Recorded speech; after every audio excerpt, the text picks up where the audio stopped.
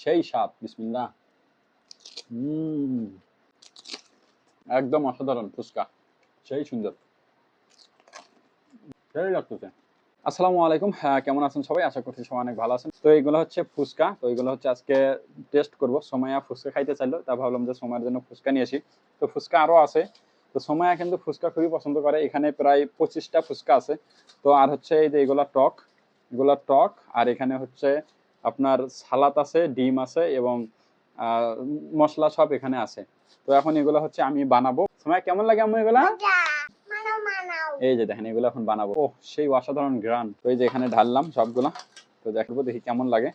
এই যে দেখেন কতগুলা ফুচকা, তো এগুলো বানানোর চেষ্টা করি।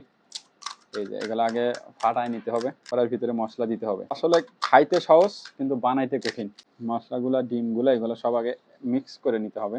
এই যে মশলাগুলো এখানে ঢাললাম, মশলাগুলো এখন বানায় নিতে হবে। এই যে ফুচকা আর হচ্ছে মশলা, এখন এই মশলাগুলো ফুচকার ভিতরে দিব। মশলাগুলো এখন একটা একটা করে ফুচকায় দিই।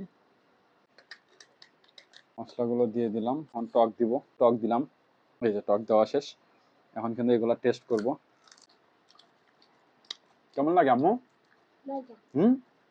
মজা, ফুচকা সেই সুন্দর।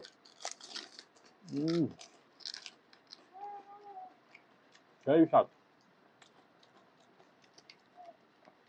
এই যে ফুচকা দেখছেন, একদম অসাধারণ। আমি নিজে হাতে বানাইলাম, বাজার থেকে কিনে নিয়ে এসে, খুবই ভালো লাগছে।